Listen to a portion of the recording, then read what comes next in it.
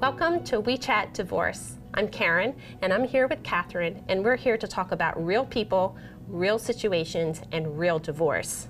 Today, we're going to go behind the scenes to discuss some real situations that people encounter in divorce. In our second segment, we'll respond to letters and emails from real people about their experience or a question or a challenge that they're experiencing now or for a loved one.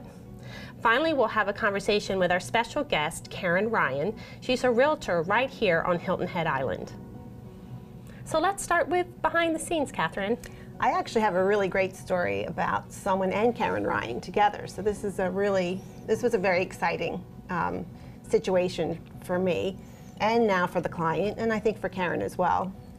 So she can confirm that later.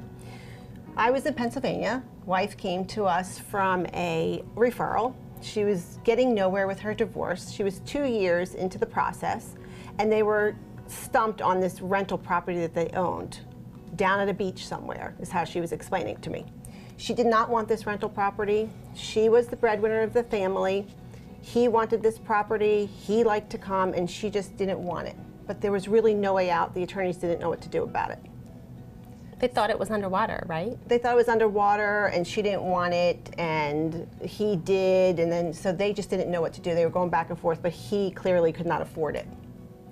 She had some emotional issues with having it because of things that went wrong in their marriage. So I said to her, so where is this rental property? And she said, Hilton Head, South Carolina. And I said, well, as a matter of fact, I'm going there, and I happen to be scheduled to come a couple weeks later. I said, I know a realtor. I'm going to talk to her, see if she'll take me there, and then I can evaluate it financially and see if it would be worthwhile keeping, and maybe we can financially be creative and come up with a solution to finally end your divorce.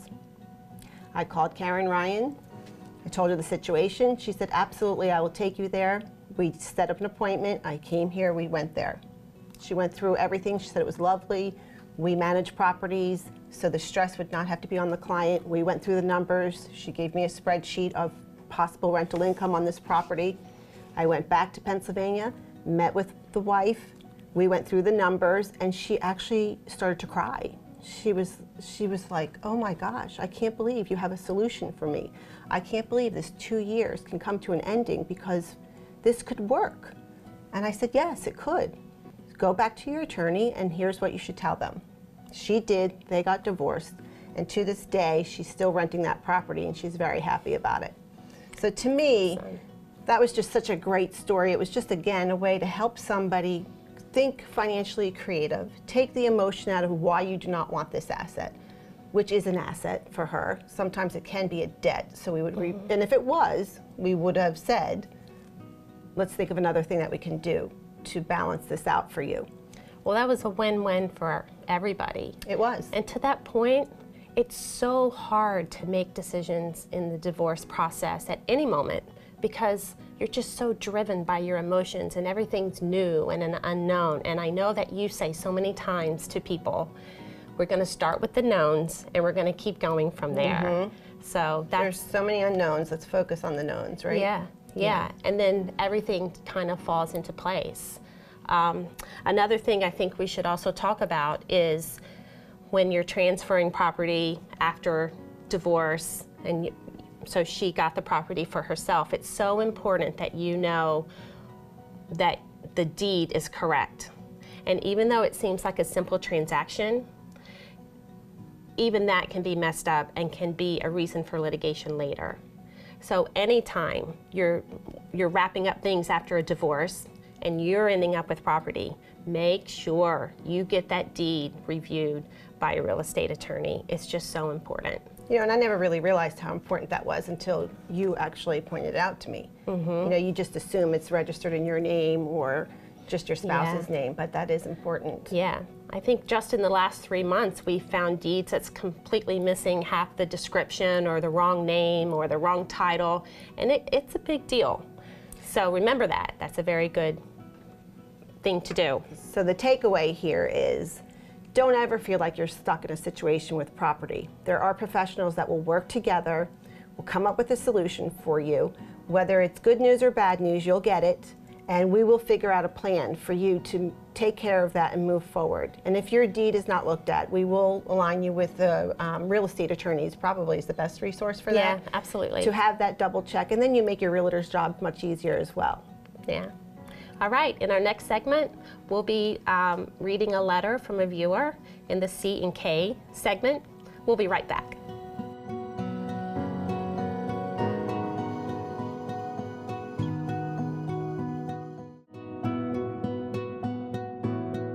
Welcome back.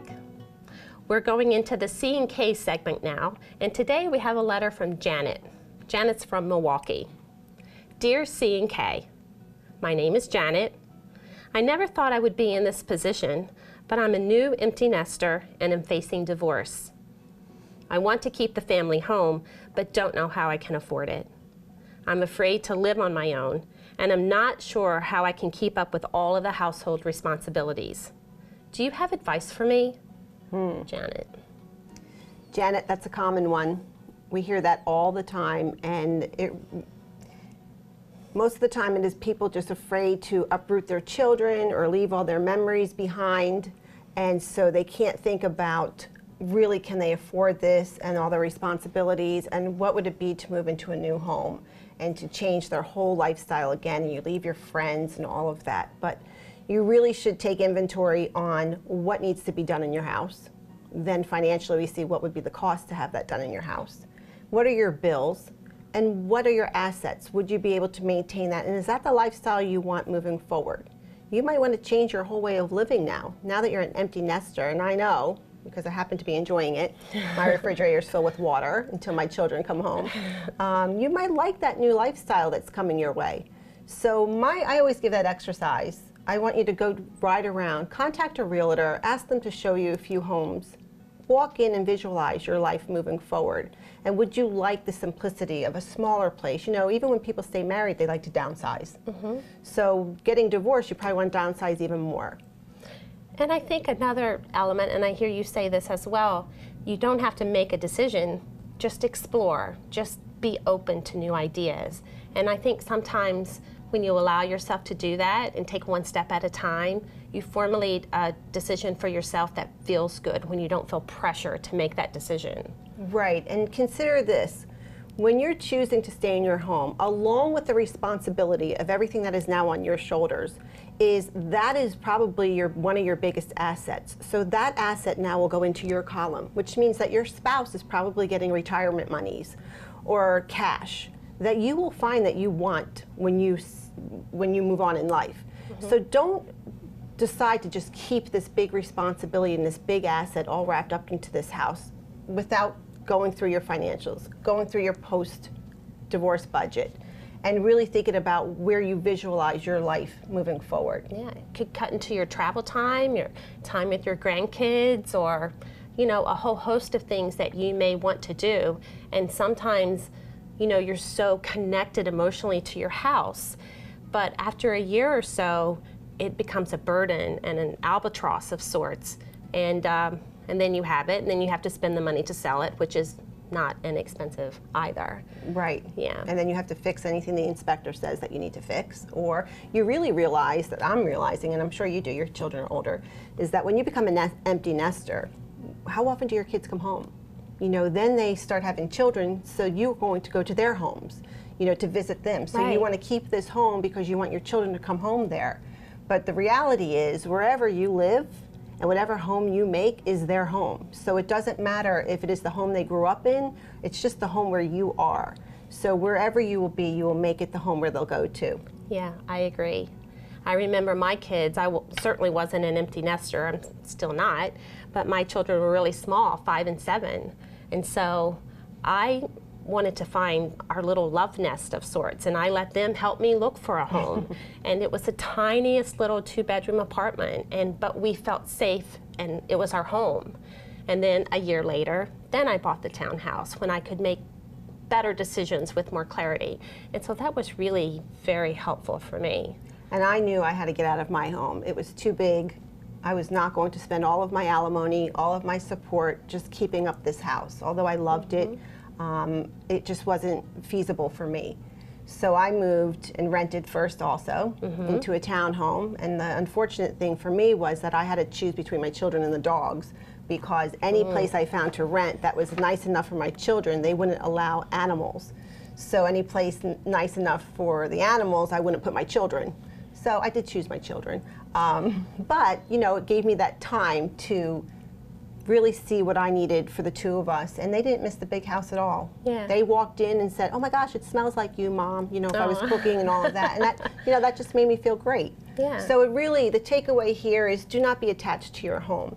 Work with a realtor. We'll talk to Karen about that in the next segment. Yeah. And know that wherever you are is your home for your kids and for yourself. Yeah. And Janet, I recommend that you take 2 columns. And the first column, write down all of your expenses to own the home. Just go through it line by line. And the next column, maybe a less expensive home and things you may want to do. And just see how that feels. In any event, make the best decisions for yourself. We'll be right back to have a discussion with Karen Ryan.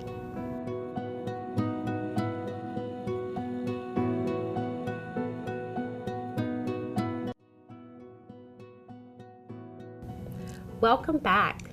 We're so happy to have Karen Ryan of Weichert Realtors here from Hilton Head Island with us today. Welcome. Thank you. I'm so happy to be here with you. Oh, we're so happy to have you. Absolutely. Karen, why don't you tell us a little bit about your background and what you do and what makes you get up every day? Oh, sure.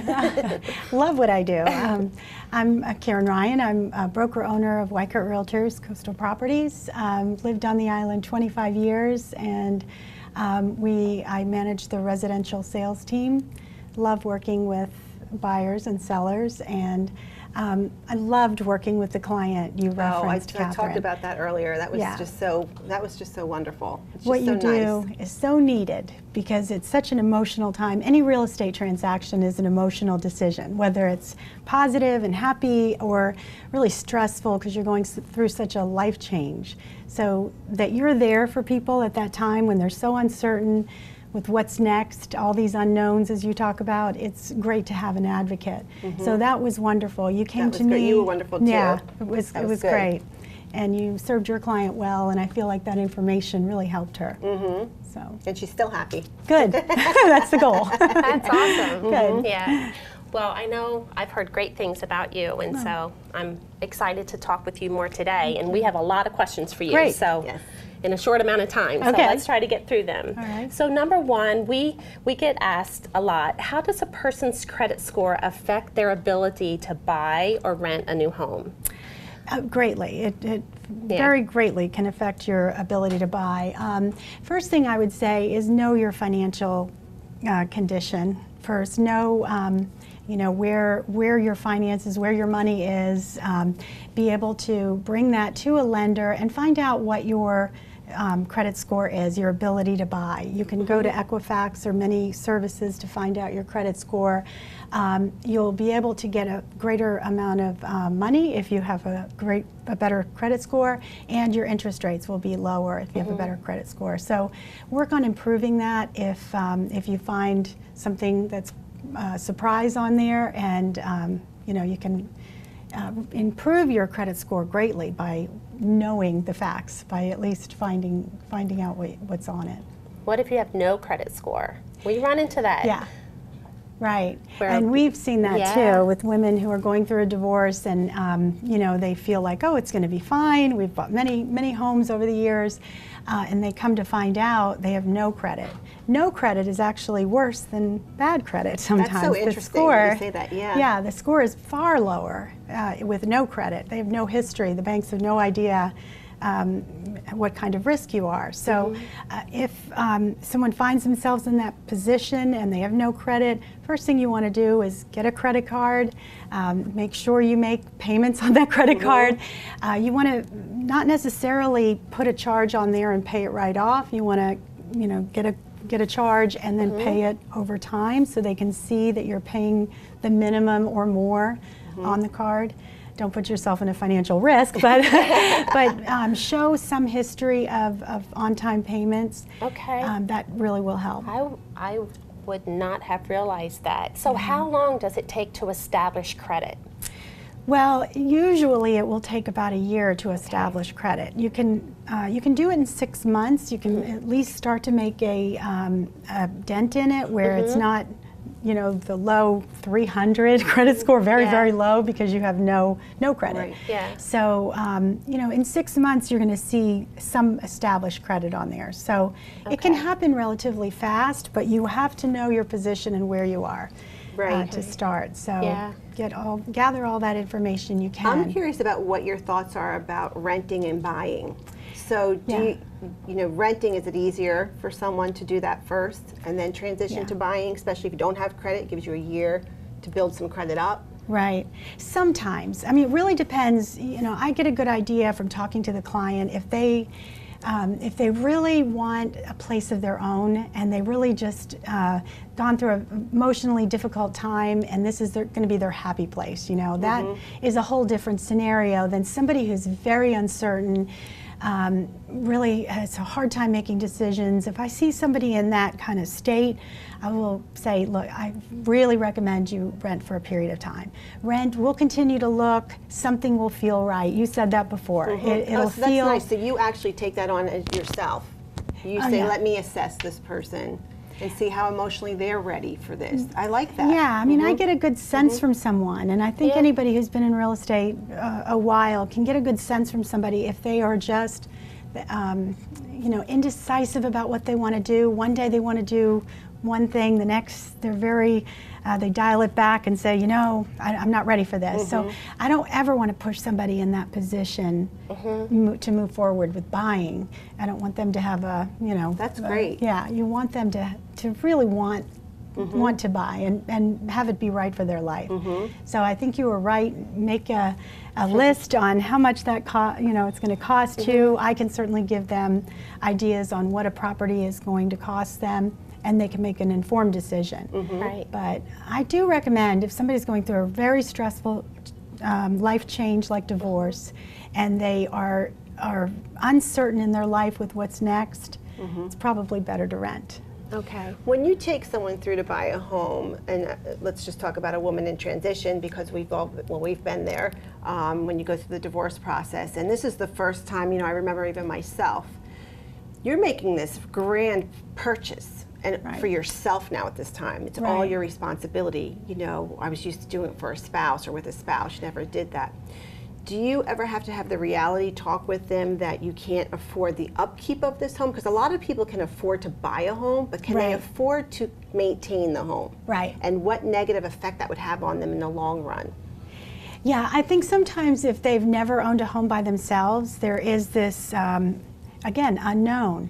And they don't realize in some cases they're buying a villa, there's a regime fee and a PO, or property owners association fee. And there's transfer fees, there's all these different fees that come into effect with certain properties. So we'd always lay that out on what it'll cost them to get into that home, what it will cost for monthly carrying costs for that home. And then they can make a decision if that's something they want to move forward with. And alimony, the receipt of alimony plays in two different ways. One, how long do they need to have alimony in place before they will qualify?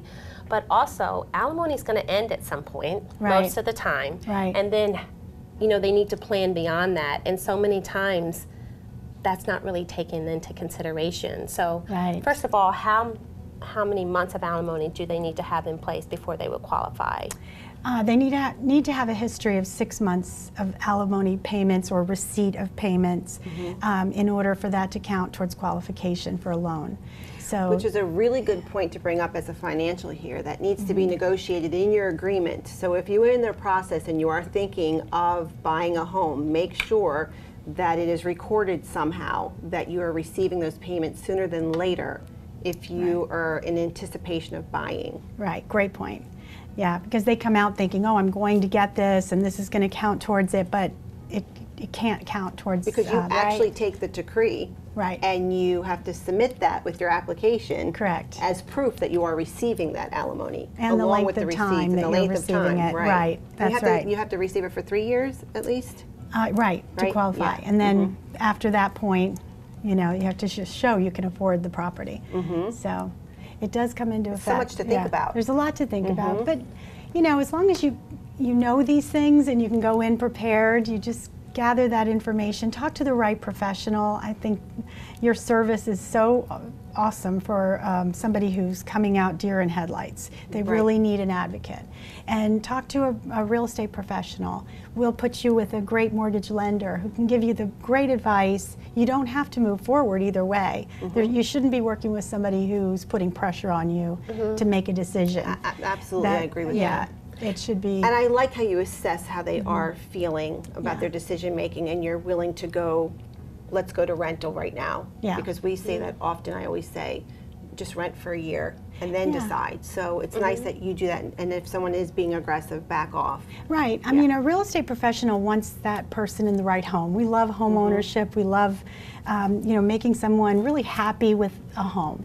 And so a lot of times they come down to Hilton Head and they look many years, come in and they look for a property and then they leave again.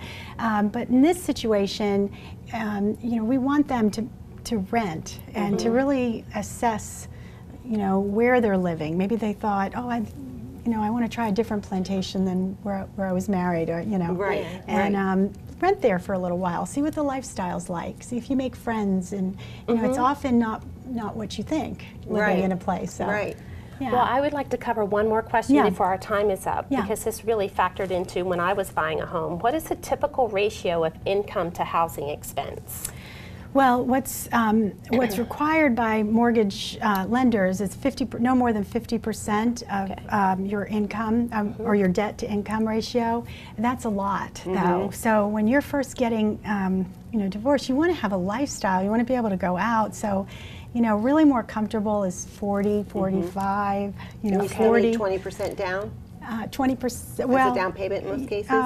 Yeah, you can go 15% down. 20% down is for an investment property. Oh, okay. But there are other scenarios you can put to 3% down. Oh, so just depending on the kind of loan and kind of property. Oh, great! Great information. Thank you, Karen, for being with us today, and thank you all for tuning in. If you would like to join the conversation or connect with us directly, please email us at info@divorce_solutions.com. And remember, we chat because you matter.